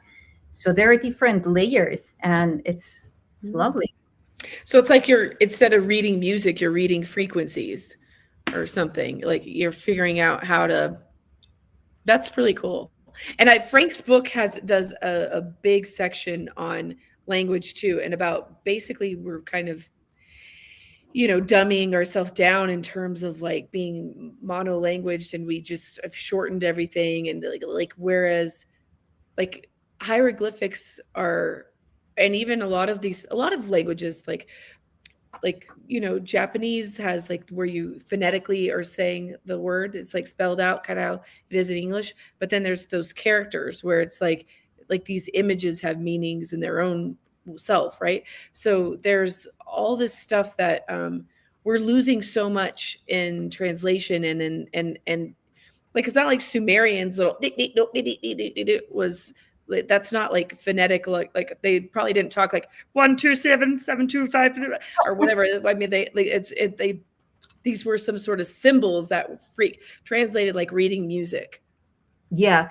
Well, just to add to that, I once was talking to Nassim, and I told him, I'm going to make your formulas into sound. I'm going to transform them into sound. And that's how I got to to create an alphabet that I use every time that I'm, connecting with stargates and so forth. Because you can transform, you can translate every formula into sound. Now imagine having an Nassim's whiteboard, like full of formulas, and then chanting them or playing them into frequencies. It's like you don't need to go through the whole school. You just need to play a frequency, and somehow you're being activated with that. No wonder you saw those symbols as algorithms, because you're already kind of seeing that. I mean, this is exactly like, I try not to lose people, because when you start talking about codes and you start talking about algorithms and you talk about this stuff, it gets, we're so dumbed down that our brains don't even operate the same way. That I'm thank you for bringing up that part of the book, because that was a huge revelation for me. That came from, it started with listening to the Mayan elders, and some of them they're reciting this language, but they may not have all the components of it yet. But it's a rhythm, and it's a frequency, and and then when I found out that when they were writing, like we were talking about, that this is always the day of the year, which means something that changes everything else, which in other ancient languages, there's mathematics to everything that we have completely lost it. And it's in like every single ancient language that I could find was complex like this. Like like Celtic, those guys held the Romans off. Like the Romans were terrified of these guys, and their language would take like 18 years to become conversant in it. And I say, like, I would not have had to write that book if we still had any of these ancient Hebrew, ancient Sanskrit, Aramaic, Mayan. They were so encoded, and the brains, the people that still could speak some portion, because they're not really intact yet, but the brains completely light differently. But now with the new technology, we can see it makes it think different. And they were all, this is why I want to get back to this thing about, I think it is important for us to understand that there's something going on. They were all stomped out. People were burned at the stake to get rid of these languages. Codexes were destroyed, everything. Yeah. So I think the overall thing is, getting our agency back, understanding. The other thing that I talk about is, because you guys both travel a lot too. I mean, there's this group of people here, we got a lot of frequent flyer miles, right? So like I have been, and I know you guys have experience with really, really poor people. They're, they'll give you their last piece of bread and treat you like their brother, and people are just fucking amazing. They're beautiful. And I mean, you could put rats in a box and put them under pressure and make them attack each other and lose their mind, right? But, human beings, when we are able to, stop being told that we have to have war, that we have to have, we don't have enough, that we're going to all die of this. We're all going to, when that programming goes away and we can take our world back and make it, beautiful for our children, and we love our animals, and we want to go sit in the garden, and we don't want to poison our water, and all of the things that a normal, sane person, not a psychopath that will do anything to keep their control would do. It will change everything. And it's like, it's the field, it's the awareness, it's also the consciousness field of enough of us being able to take charge of the reality. Because that's the whole game here. It's like everything that's big, the politics, the sports, the alcohol, media, like with that and your thing, yeah. Alcohol, boy, alcohol is a big one. I was just having a conversation with my ex today that was a problem there with alcohol, and the difference of what it does, not just poisoning, but the physical vibration that the tribe he was from wouldn't let anybody do a ceremony unless they hadn't drank for 2 days because of the frequency. And you imagine that every store, every event, every social thing, everything is like religious stuff has alcohol involved in it. And so it makes me think of like, okay, who's doing this, and get the fuck out of here and give us our, place back. Right. So, and I think I'm going to be going, hopefully, in the first part of September and talking to David Icke, because decades that guy's taken so much abuse over this thing. And I'm not saying David Icke is completely right, but I'm telling you, he's not wrong, especially, having the woman come and talk to me a couple of days ago and seeing this person change in front of her, and like something's going on. And, yeah, for sure. Yeah. I know it is like shapeshifters are a total David Icke thing that he talked about. So yeah. But I mean, I also respect David Icke in that he's never been a government whore. He's never been like, oh, this party or this party. He's all like, they're all dudes, like they're all the left and the right wing of the same bird, like they're all fooling you, and I've always sort of like been more on that camp where I'm going like, yeah, these are not they do not have anybody's best interest in heart for the most part, that from my opinions. And it's just like, he's on that bandwagon. No wonder he's always been shadow banned. So my sense is this is parasitic. It's a parasitic kind of thing that's been feeding on us and using us. And, like I like Amir, we are the mighty human, and it's time to take our agency back. And if like the reptilians were here first and they think it's their place and they made some kind of deal or something, well, then let's negotiate it out and stop like, eating us. And, yeah, we're here too. So let's figure it out. Yeah. Yeah. I mean, I don't know. I mean, like I'm way into inner earth beings and interdimensionals and interdimensionals and all. I don't know what the hell is going on, but it is fun to talk about. So come talk to us about it, like yes. In person. Yes. Yeah, because also Frank always says that it will be a very interactive event, which I agree. And I know that Nikki as well, Nikki also brought the different night journeys that we will have, like C5 and bringing down spaceships.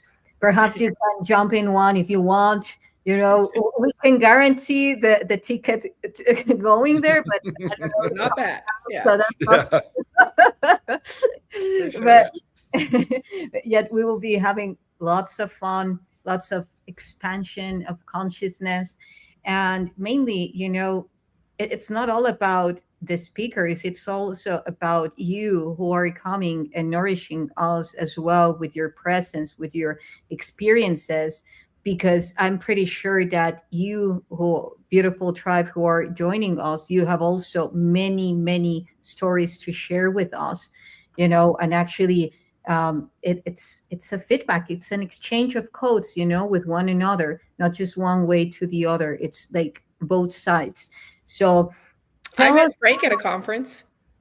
I'm sorry, yes. What? Yep. I met Frank at a conference. We just started chatting it up. I was like, I like your dog. He's cute. And then the rest kept running into each other. Yeah, kept running into each other. And then it was like, bro. There's something here. Yeah. Yeah. So yeah, that is a very, very good point, because like for one thing, this conference has a lot of things that I have never seen at a conference before. I mean, okay, let's just talk about really quickly what JP, the pine cone in the bag. We got a guy coming who's ex-military, who's whistleblower, insider, bringing a pine cone given to him by a Nordic being from a ship, right? He is a very intuitive person. He's intuitive this whole conference, by the way, but he thinks he needs to plant a seed in Mackinaw from this pine cone. And YssaH's helping me. She's going to, we're arranging, we've got several, I got one over here, handbags, because of these, ancient images of beings with handbags and pine cones. And there's so I've got 3 or 4, and then my friend Anthony had one. In shipping it broke, but inside of it was black crystal, and I've never seen one like that. It was very heavy, and so he's using some kind of like museum kind of like glue to kind of get it back together. And we're going to just put them all up for JP and let him vibe on which one he wants. I mean, JP over a photograph will go that, so, but the museum is you're going to be able to encounter these artifacts that we will explain what, I mean, I've pulled them out of the ground myself, YssaH's, we have, in the desert, like in the middle of nowhere. And we've now learned that there, this polymer that's crazy. 4,500 degrees, you have to heat them in order to make these, and they're impervious to hot and cold. They don't allow lichens to grow on them. There's no moisture intrusion on them, and they allow fine lines to be drawn. They're superior to any type of rock on Earth if you wanted to leave a record behind, right? And they're crystalline. And we all know crystals seem to be a transdimensional type of device that could do a lot of things. Nassim's got one that makes a current all the time. A Nordic being, Jan Iridian, gave a Vogel crystal design wrapped with copper and silver, clockwise or counterclockwise, and that makes a current too. It's pulling from somewhere else. JP has encountered crystals on these arc ships that seem to be integral to like the survival of this entire ship, that had emotional effects that made him see past, present, future as he was holding it. And so the what we want is people to walk in, look at these and go, oh, that reminds me of this, or things.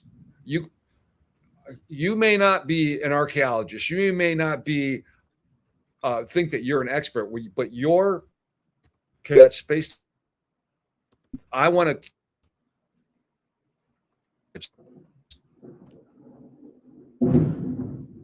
Oh, sorry guys, I have a huge thunderstorm that's like on top that's of me. you?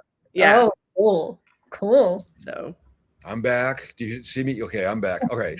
So the people coming are very important to the experience. We have amazing speakers, people that have been in government programs that are now allowed to speak. And actually they've been allowed to even say more, because I was talking the other day. I said, there's probably things that you can't talk about yet. And he goes, well, hey, he signed the paper, so this will be one of the first times that he'll be able to be, in front of people and maybe answer some questions that he couldn't really answer before. Time for disclosure. Disclosure time. Yeah. I couldn't be more excited about that. And, yeah. There we go. Talking about AI being ancient, this type of rocks, like the one that you showed, Frank, the Ojuelos stones. Those are cool. Yeah. Yes. And look at the symbol in the corner of the screen, and then look at that symbol. Yeah. Right. Yeah. So speaking about remote viewing, I translated the code in the corner like 9 years ago, and later on the Buga sphere appeared with this code, which is highly similar and very much in resonance. And actually other artifacts have been found with literally that code, like the one behind me, so there. Yeah. Oh, look. Yeah. exactly. Wow. Wow. Look, wow. Yeah. So I Yeah, can't wait. more. He Yeah. wants to bring them in. Yeah. Yeah. Just a little intro, guys, for what we will be experiencing there in Mackinaw. Wow. Oh, And then like the Booga has these moon things on it, that looks like even more like the. Have you guys ever put all of the symbols in AI and tried to see if well, there's repeating Mark languages or Mark Russell and Anthony Michael, they're both. Mark Russell's starting a whole web page to start compiling these, right? And so I was talking to him because some of these objects, like in Egypt, it's really important what things are around it to help decode Mhm. something. Mhm. So if we just isolate the symbols, that's one thing, right? But the next thing is to also keep track of like what's around the symbol, because we there's a reason that these things are together. And this was incredible to me when I saw this, because the Boogosphere, I remember these kind of moon shaped things. Then and then of course the classic Booga thing on it as well. But then, okay, Yeah. Well, just in my case, like without now all these eye-headed beings and the very same code that I translate as an eye at the center, for me, it's talking about the primordial nexus, and then the reverse engineered version of it, which is the circuitry. Wow. Wow. and see, this is big. Like I want to have this X-ray. I think there's something inside of it. There is something inside of it. I'll tell you now. I can feel it. There is something inside of it. Yeah. So so Don't break we it open, Frank. Yeah. non-invasive. Like Filippo Biondi is my friend. Okay, we know how to look inside things. We don't have to do Right. that. Yeah, exactly. Don't Yeah, get Which don't it's not a geode. yeah. Don't there is an artifact coming that is already over the border that is like this big. It weighs about 80 pounds, and it has like dials on it. I think I've shown both of you pictures of it. It's unbelievable. Yes. Yes. Yeah. And so that'll be there. And it has balls like this on each corner, which have the Booga kind of things on it. So this now I'd heard from Mark Russell that he was under the impression that the Booga symbols only started occurring over the last few years. But one of the things coming was a gentleman that I know, whose his father-in-law passed away, and there was a cabinet in the house that had been locked up for 40 years. They opened it up and was a big thing with a Booga on it. And so that's 40 years ago. So that's coming to Mackinaw. And so I think that they might have been there all the time, but just temporarily, we're only supposed to start discovering them now or something. But his father-in-law had one from 40 years ago, because I was like, okay, Yes. don't let that end up on eBay. Let me find out. I also don't exactly know. I know like very basic like how circuit boards work, but I wonder if there's any kind of like, people who do like hardware engineering with computers, if they could like see maybe there is some sort of actual machinery to this.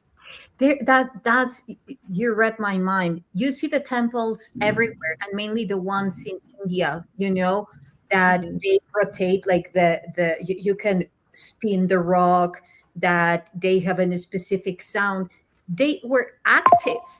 They were rotating. So what? Why not these ones? Why Yeah. not these ones? I've seen, like there are boards that are Stargate likes that they can rotate. The thing is that it needs the right amount of energy, of Mhm. electric field to actually activate that polarization, and then the higher piezoelectric field of the crystals. But for me, uh, they definitely can be activated.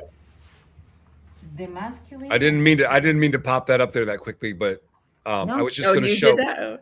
Yeah. So these Oops. are all going to be at just the conference, and these are crystal skulls that the two. Well, the one is Sean's on the end there, but the two, we call them the twins. and they are completely covered. You can see this is something we want everybody to look at and help us decode, as well as the frequency of these things are made out of a crystal. You know, they're emitting a frequency and an energy, and along with that, you will see on the table just a glimpse of these tablets, and they're very heavy. They're crystalline tablets, and both sides of them have different engraving. And depending, you know, I want to try to light so you can see both sides of them, but just as and then you can see there's an obsidian ball right there, which is about the size of a bowling ball. That's completely, you know, written and encoded with information and language. You know, and so far you said like the dating that you had done was from the other cave near this, but that was the 17,500. Is that the year, the carbon dating that we're talking about? From the yeah. So if this in general, it feels like, because there's this where we would have been crawling, that we would have been dead because it would have collapsed. But there was some kind of artificial ceiling that had been built with a primitive concrete, which, you know, we started like noticing this white concrete stuff all over that make it look like an entire tunnel system that was kept the soil from compacting, because we had a lot of, like, it was really bugging, you know. I think, you know, Nikki and Trevor and me were like, this soil is not tight like it should be. You know, you think something's sitting there for thousands of years. And then I was on a cliff in the middle of the freaking, like 200 miles away north, right? And the soil was similar to this last dig in June, where it was very powdery and it came out, you know, it was not like a lot of digging. It came out kind of easy, right? But the pressure was kept off by the rock face over top of it. So the dust had blown in. And so these artifacts came out, you know, beautifully. And it wasn't like you weren't digging hard, right? Yes. Yeah. Actually, let me share the Well, just before, just look, guys, at this eye-headed being with the wings. This is the figure that I say that represents the primordial nexus connecting to the light architects. You were mentioning about the our eyes, Nikki, in the beginning, what Brad told you. We have black holes in our eyes. So for me, it's talking also about the black hole nexus. You know, this eye-headed being, for me, it's let's say, the highest form of expression of what came later as the circuitry code. This is the reverse engineer reflection of the light architect's nexus, you know? So, yeah. Okay, I mean, so I'm going to show this. Let's see. Let's go. Remove. So, this one. Yeah, this one. Okay. Yeah, okay. Sorry, guys, I can't control it. No, that's awesome. Confirmations. I turned it down because we're chattering is coming, but basically where YssaH's sitting in there that was all a cavity behind a rock wall that when they took stone out, it was all open. And when she's shining the light, you can see crystal skulls in the ground there. And the one in the back has got the cone head. And the two twins we're talking about coming to Mackinaw are right in front of her there. The camera's in my glasses, so it's a little bit wherever I'm looking, that's where the camera's going. But you can see this is underneath a foundation that was probably there 300 years ago. Like a house was built over it, and it kind of kept it from. Well, it would have made it impossible to dig down and bury these in. And plus, Trevor Grassi was the one that noticed that some of these look like shafts, that they were kind of constructed. You know, it wasn't just a hole in the ground. And these were kind of ritually placed. You could see that there's an order to this. Pretty much a lot of the artifacts there will be in Mackinaw. One of them at the top is it looks like a Toltec head. And you guys thought maybe it was broken or something because the head was loose. And it was basically a helmet that came off that exposed a very non-human head underneath that glows. And that will, if What everything happened to goes the well. very big glowy head? There's the I mean the Conehead. Isha's has guardianship over that. Yeah, it's here, and yeah, but it's a stewardship because Frank and I also agreed on that. Now that I'm there, it will be easier for him to also connect with her. It's like I a mother. It's like a here. it's I have it here. I can show it to you, Oh Nikki. yeah, these are heavy. She's gonna have to they're substantial, and Yeah, and it's like a baby when you hold it. Just this warm, yeah. beautiful energy. Well, now that the video stops, but yes, as Frank was saying, like some of that concrete actually glows in the dark. You Yeah, I know, remember that. yeah. So like you can see how deep the tunnel goes, how much we had to dig. Which is like how deep, Frank, like from the surface of the earth, like 3 meters of depth easily, right? So the thing that was amazing though is when you got to that rock wall, and you were Mhm. the one that pulled the rock out and saw the cavity, the hole open behind it. That must have been a moment. Oh, yeah. Yeah, that definitely. I think what was more impactful for me was when I put the light on and saw that it was going really deep and that I didn't know where it will lead me to. At that moment, I was like, I felt like in an ancient temple, like discovering for the first time like this ancient chamber and saying, "Ooh, what I'm going to run into." Because of course it was like, "Okay, you go, Isha, because you're the tiniest one." So it was like, "Okay, So, and I have had experiences that from the other side of the wall and with Trevor, when we were exploring the other cave, I perfectly listened a serpent ceasing, like I was putting my Yeah. hand inside and then I heard this and I said, "Whoa," and then I said, "Okay, no, there is not a serpent inside. It's another thing." And one of the artifacts that we found was precisely a serpent around a skull. So it was the spirit of the serpent. So here it is. Let me. Oh wow, that does look heavy. It's a rose quartz, right? Yes. And that had a helmet on it. No, this is different. This one. This one, I think it's like a mother energy. It's like this very nurturing. Like Is that a when you scarab? when you Yes. hold it, yeah, they have big. Some of them have scarabs here, and some of them have them across here. Some of them have both places. And that one, like as you're taking it out, it's like a fireman bucket brigade because it's very heavy and they don't have very much room. So every person as they got it went, oh, like this. It was just like, oh. Oh yeah.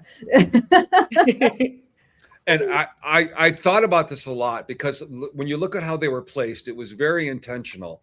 And there's a green one in there, which probably, if you were looking at value of something, because it's a jadeite and it's extremely hard, almost as hard as a diamond. And I think that was like the yang to the yin, like the two twins, I think were like guardians spirits, and that's like the mother, the warmth, and then the other one was like the guy that had to be yeah, that was the energy one. That one, like that one I do not want near me, right? Yeah. Right. It was the anomaly, like it was actually bringing something very interesting to the through the electric the electric current.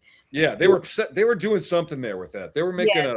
a balance of things, Yeah. Something for me, this being is actually the one shown as the Atlantean. She was one of those Atlanteans. This is why it was later on shown in that statue that you remove the helmet and there is the cone head being.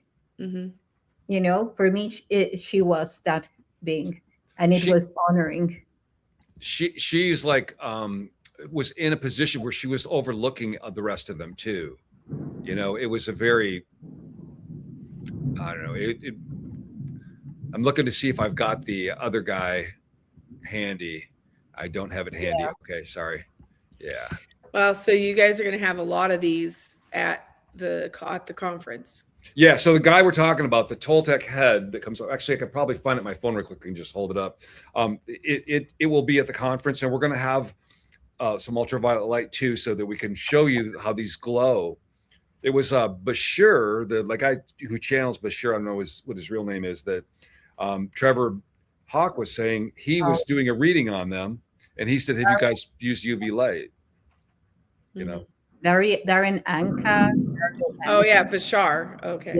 Yes. Okay. Yes. Yeah. Well, as well from the Earth Hour Commission, we are putting together like a huge project of creating museums that are not only, like the orthodox type of museums or those methodical type of structures.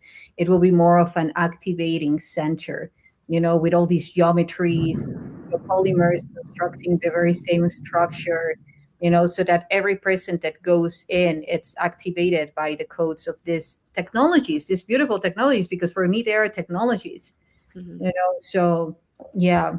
Well, so and you're working with like Dr. Lydia DeLeon, who's like her Yes. and Arturo have that book, The Power of Sacred Location. And they're the first people that I know of that used scientific records of like geology, radiology, hydrology, the electromagnetics that happen when you've got water flowing through limestone in different locations, and taking health records and psychological records from areas and tying together how a temple worked, and being able to take the instruments and actually be able to measure it scientifically. And so when you're talking about creating a center, Earth Arc Center with these objects, you'll be able to like we were talking about how in that cave, how they took these objects and they were doing something to balance that energy. And we have intuitive people. We now have scientific equipment. We now can measure, like we can photograph auras now, the thing that was always like, woo, woo, your hippie mother with her crystals in her auras, now we can see it, right? Isn't that fascinating, you guys? It's like when woo woo meets science, and it's like, oh, It's well, like, it's a thing. Not very much of woo woo. Yeah. Yeah. Yeah, I think it's super exciting, super exciting. Okay. Yeah. So here's, okay, if we're gonna make it stop. All right.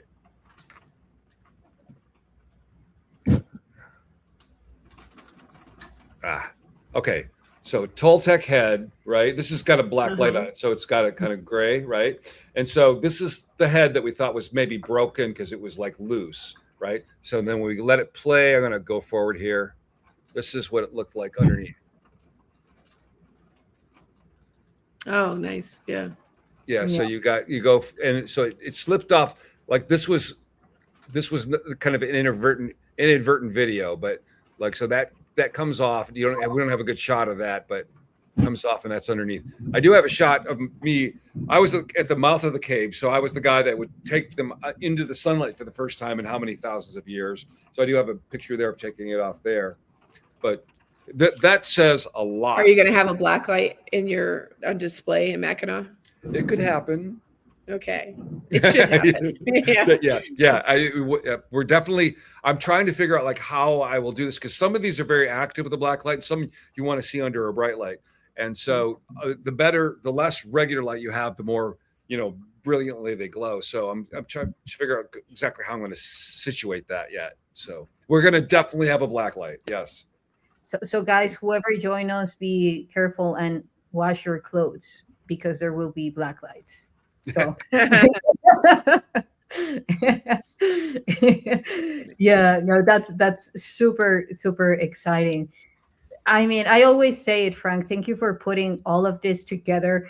And the inside I'm laughing, but like happily laughing, because I was throughout all the process and seeing how it was all coming together in such a harmonic and fast pace, so It's mad. It's madness. It's yeah, like I was like, wait, you're wanting to do this in 3 months? Where you what? Yeah.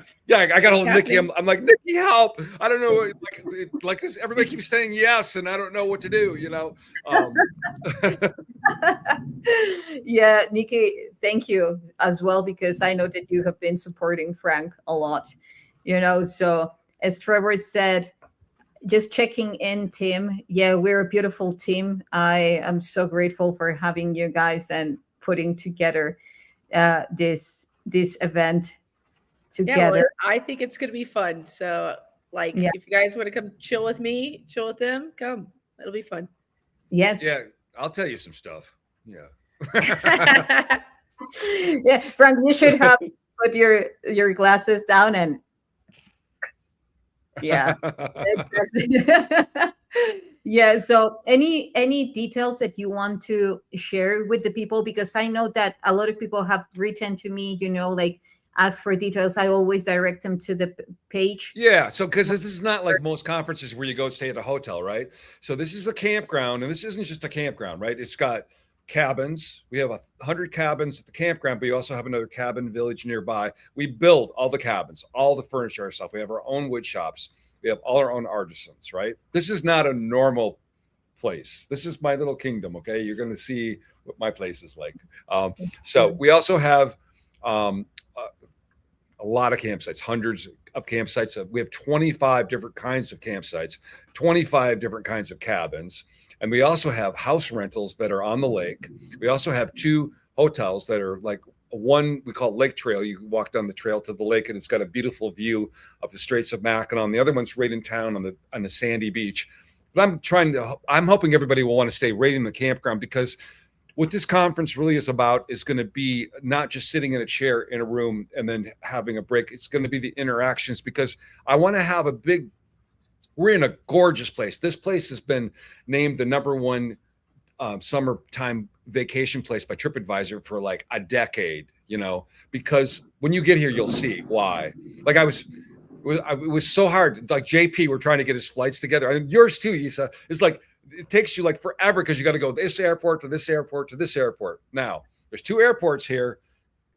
One that's in the Upper Peninsula, one in the Lower Peninsula. You can arrange, we will shuttle you, because it's not like there's Uber here. We're kind of in the woods, right?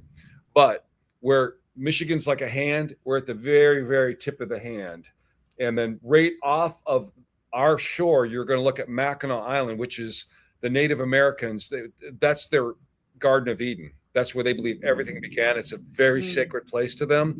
And it's a very interesting place too. There are no motor vehicles allowed. It's all horses and bicycles. And it looks like you're going back in time when you go there. And that's actually where they shot the movie Somewhere in Time with Christopher Reeve, actually, too. So, and probably not this conference, but maybe we have another one. Like, I would like to get a group over there and give them the Frank tour, because literally it's got a lore. The Native American stories about it are like Lord of the Rings. It's even it's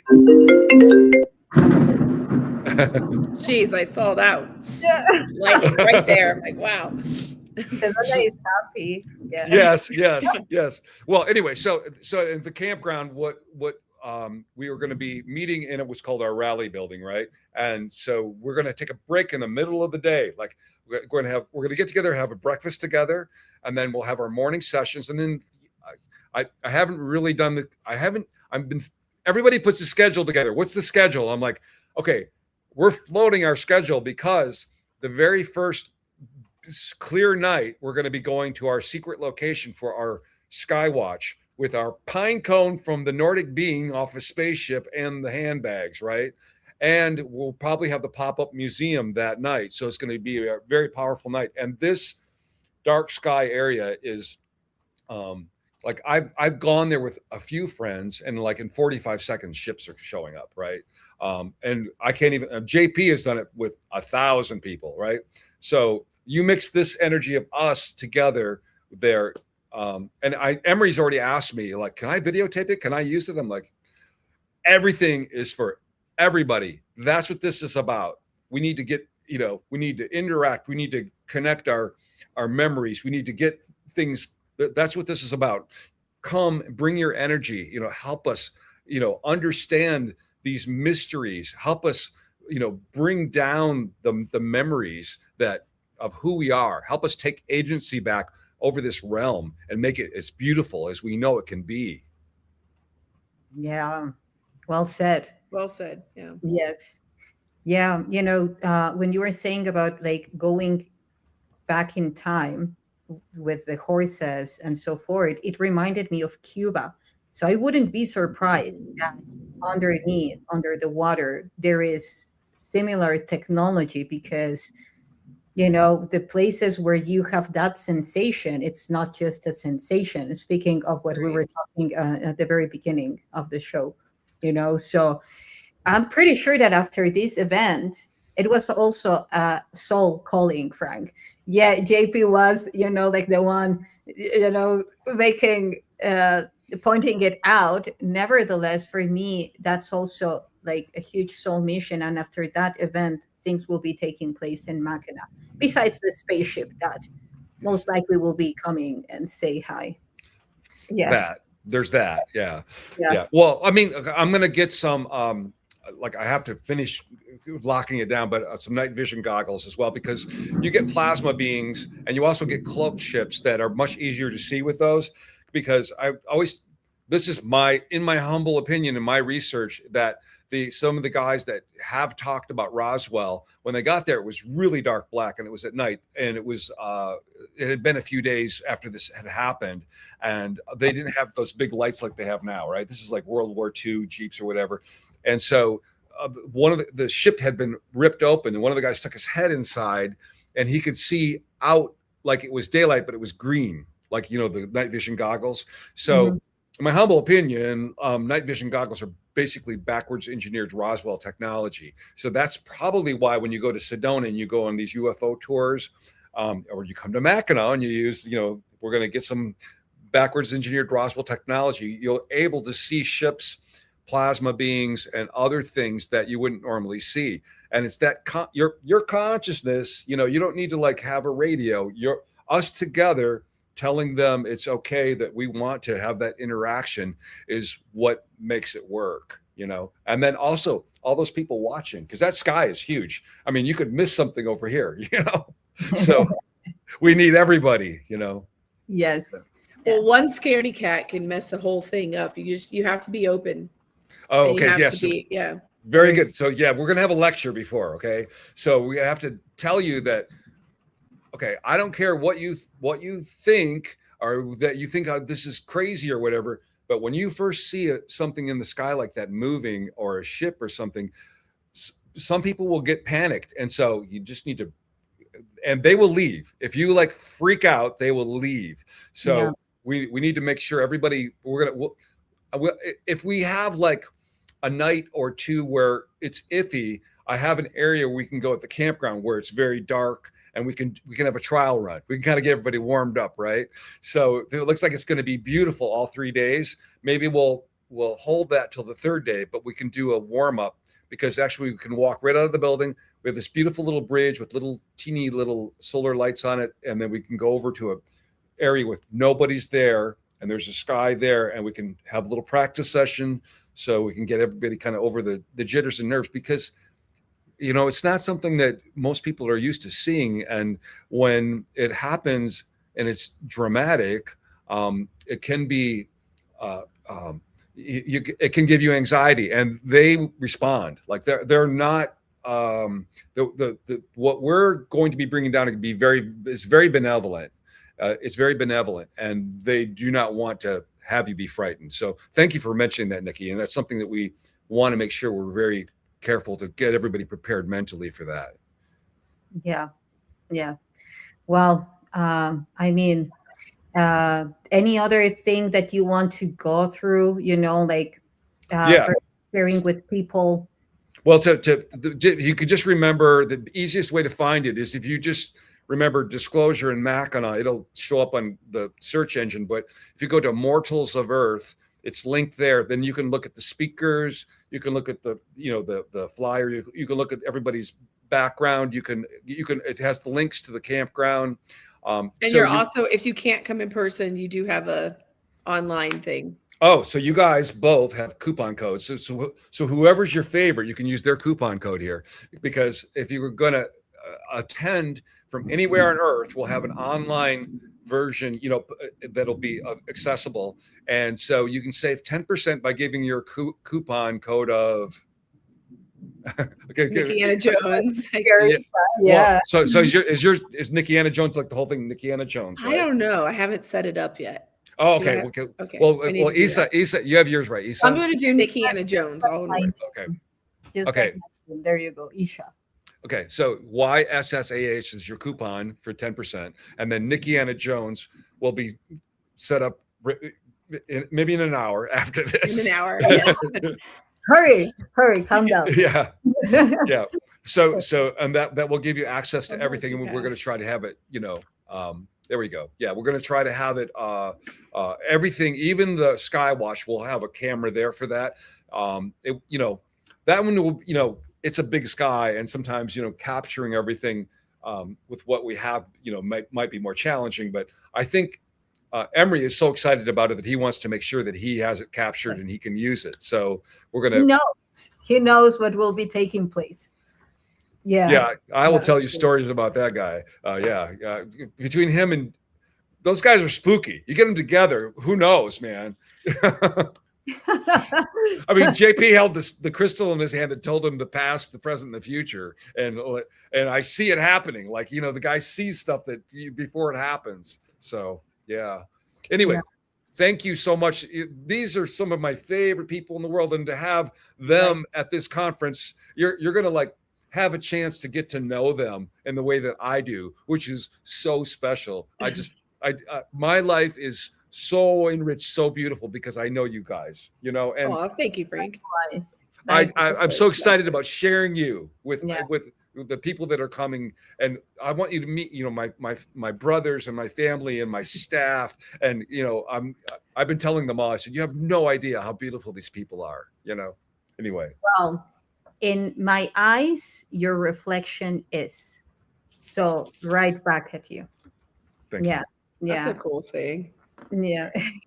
A friend once shared that with me because I said, "Oh, you're amazing," and then he said, "Come, look at me, close in the eye," and then you see, who do you see in the reflection of my eyes?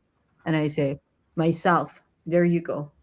And then I was like, of course, we are one. So yeah.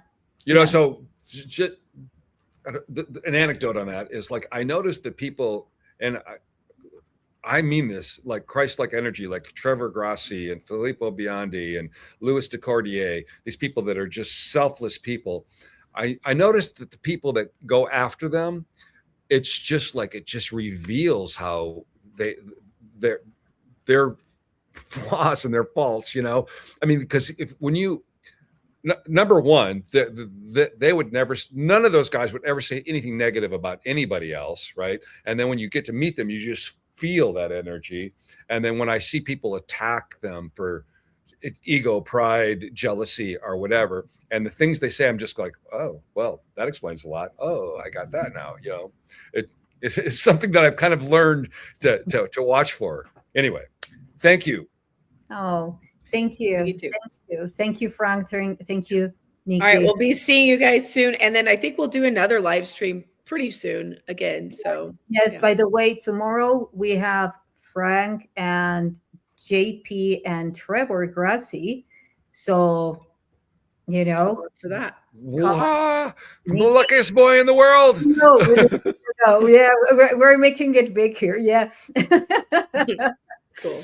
We're having fun all the way until we meet physically and in person. Yeah, can't wait to see you guys and hug you. So we will be having a few ones also by the end of the week. We will keep you updated, guys, but we will be having more panels sharing a little bit of what you will be experiencing in Mackinaw along with us. Okay, so yeah, thank you everyone, and until next time. HUNUH. Love you. Bye, guys. Bye.